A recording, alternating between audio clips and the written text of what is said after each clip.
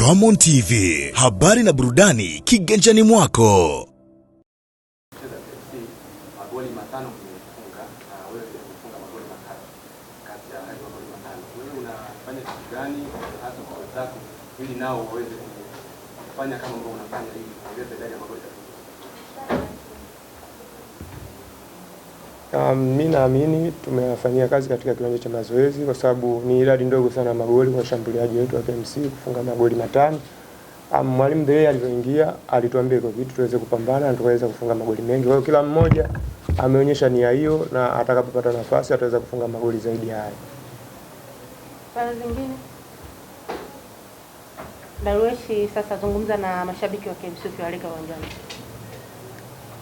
Kwanza niwaombe waje kwa wengi katika mchezo wa kesho kwa sababu tumecheza mechi nyingi. Alikadhalika tulikuwa mechi moja nyumbani ambapo nyumbani kwenyewe tulienda kuchezea Ruangwa, lakini kwa sasa hivi kutokana na benchi la ufundi ni jipya na the way tunarudi ndio nyumbani katika mechi ya kwanza.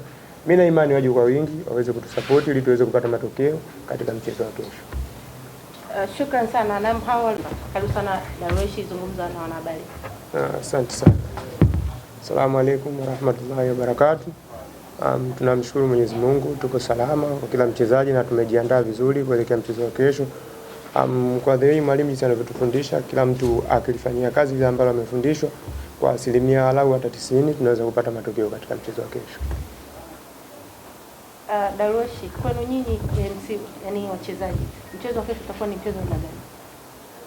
Mchezo wa kesho ni mchezo mgumu kwa sababu tunaenda kucheza na timu kubwa, lakini siku zote mchezaji huwezi kuwa mkubwa kama hujacheza na timu kubwa, hujacheza na mechi kubwa. Kwa hiyo kila mtu amejiandaa kisaikolojia kuweza kupambana katika mchezo wa kesho na kuweza kupata matokeo ya alama 3. Shukrani sana. Nakaribisha maswali kwa Darweshi.